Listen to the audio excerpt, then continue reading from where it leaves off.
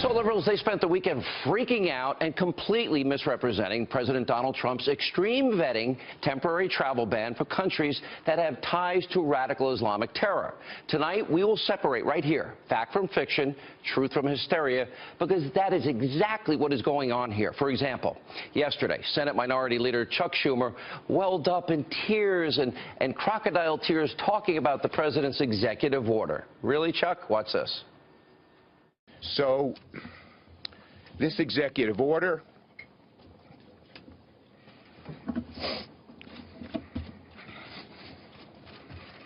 was mean-spirited and un-American. Really? Saying that about the president? Now, President Trump responded to that Oscar-worthy performance from Senator Schumer, and he said this. I noticed Chuck Schumer yesterday with fake tears. I'm going to ask him who is his acting coach, because I know him very well. I don't see him as a crier. If he is, he's a different man. There's about a 5% chance that it was real, but I think they were fake tears. Now, what Chucky Schumer didn't tell you, he supported a refugee pause back in 2015. And by the way, I don't remember Senator Schumer crying after the terror attacks in San Bernardino or the Chattanooga shootings, which combined killed nearly 20 Americans and wounded dozens of others. Do you? But he's not alone. Last night, Hollywood elites, they lashed out against President Trump at the SAG Awards. Watch this insanity. And everyone in airports that belong in my America. You are a part of the fabric of who we are, and we love you and we welcome you. I love this country, and because I love this country, I am horrified by its blemishes. And this immigrant ban is a blemish, and it is un-American. I would like to make a plea for everyone, if they can. Any money they have to spare, please donate to the ACLU to protect the rights and liberties of people across this country. We 1983 Midwesterners will repel bullies. We will shelter freaks and outcasts, those who have no homes. We will get past the lies. We will hunt monsters.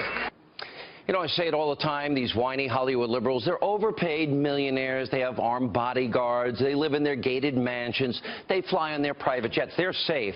And then, of course, there's the media. Now, they're ignoring the facts of President Trump's executive order and pushing more fake news onto you to try and distort what is really happening. Now, to counter all this misinformation, well, members of the Trump administration, they're trying to set the record straight, but the media won't listen. Take a look. Here's the deal. If you're coming in and out of one of those 7 countries, by the way, identified by the Obama administration as the 7 most dangerous countries in the world in regard to harboring terrorists, and affirmed by Congress multiple times, then you're going to be subjected temporarily with more questioning until a better program is put in place over the next several months. It's a 90-day ban to ensure that we have further vetting restrictions so that we know who's coming to this country. The safety of the American citizens, the safety of our country, has got to be paramount. Let me make very clear, these 7 countries, what about the 46 majority Muslim countries that are not included? Right there, it totally undercuts this nonsense that this is a Muslim ban. This is a ban on travel. Now, like Kellyanne just said, this is not a Muslim ban. And if you look at the president's executive order, which I'm sure many liberals have not, there's no mention of the words Muslim or Islam. And there are over 40 different Muslim-majority countries around the world that are not impacted or affected in any way by this executive order. In fact, the list of 7 countries impacted by this ban comes from the Obama administration and Congress. Now, in 2015, the Terrorist Travel Prevention Act, which Chuck Schumer voted for as part of a larger bill, placed U.S. travel restrictions on some citizens from Iran, Iraq, Sudan, and Syria, and on other foreigners who previously traveled to those countries. Then, last year, President Obama's Department of Homeland Security, they added Libya, Somalia, and Yemen to the list. So these countries were not randomly chosen by the Trump administration. And not to mention, most of these measures, they're temporary. Hear that? Temporary. Now, citizens in some cases from the 7 countries are banned from entering the U.S. for only 90 days, and the U.S. refugee program will resume after 120 days. Now, the president did suspend the Syrian refugee program, but only until extreme vetting measures can be put in place. What the president is doing is giving national security officials the time they need to strengthen vetting, which is what he's been saying he would do for months. It was a major part of this campaign. As President Obama once said, well, campaign, elections, they have consequences. Now, this compares to what past presidents have done. Now, back in 2011, after it was discovered that 2 Iraqi refugees living here in America were trying to assist al-Qaeda, well, President Obama reacted by suspending travel for some people from Iraq for 6 months. And after Iran took over the American embassy in Tehran in 1979, Democratic President Jimmy Carter, he imposed travel restrictions on all Iranians, including Iranian students that were studying in America. And Carter even had a few hundred of those students. They were deported. They were thrown out. Unlike what liberals have been saying, President Trump will still be accepting refugees. His executive order will allow for more than 50,000, which aside from 2016 is in line with previous amounts from past administrations. Now, not to mention top Obama officials, intelligence, national security officials, they have been repeatedly warning about ISIS infiltrating the refugee population. Remember this. Would that bring in Syrian refugees pose a greater risk to Americans?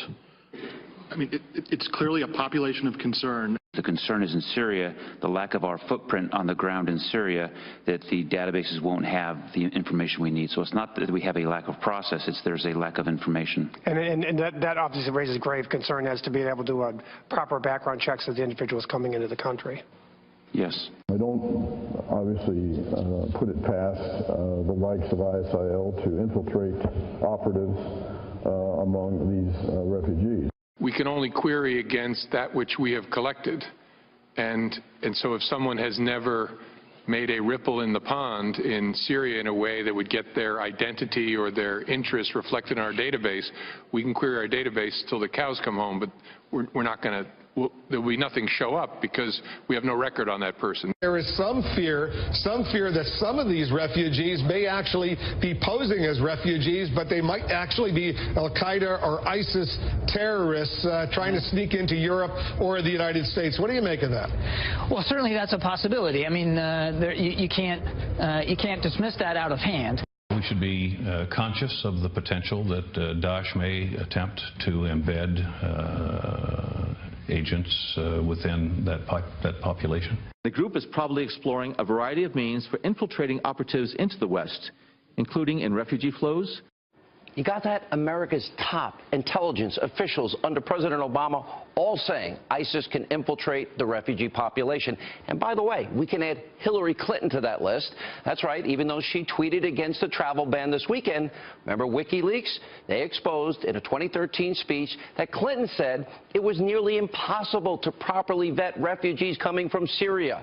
Gambling with your life? The media won't tell you any of this. They'd rather be politically correct, push a flimsy narrative that preventing potentially dangerous people from entering the country will somehow lead to more terror attacks. Now take a look at the claims being thrown around by former intel officials, liberal politicians, and so-called journalists of fake news. I think the order is going to make the threat worse. It is going to make us less safe. So it doesn't make the threat any less, while at the same time it's playing right into the ISIS narrative. This makes us less safe. There's no question in my mind that anyone involved in law enforcement, anyone involved in international security considers this an order that makes us less safe. This will make us less safe. John McCain is exactly right. It will encourage lone wolves here in America. They have created most of the terrorism. The biggest problems we've had with terrorism are not from these countries. All fake news. Now, these networks, these pundits, they're doing a disservice to the country and to the viewers by saying this president is actually incentivizing terrorists. Let me remind you, remember radical Islamic terrorists? They have been at war with the United States for a very long time. Look at all these major radical Islamic terrorist attacks against the U.S. Did America provoke all these? Did Donald Trump provoke them? Are we as Americans to blame for the Lockerbie bombing, the 9/11 attacks, the Boston Marathon bombings? You know, what this really comes down to is very simple.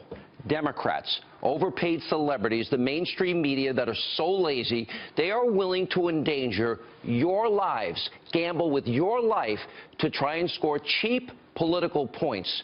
So to those on the left feigning moral outrage over what President Trump is doing, let me be clear. Pay very close attention.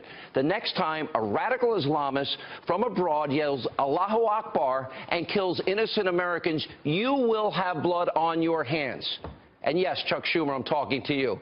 And Ashton Kutcher, whatever your name is, I'm talking to you.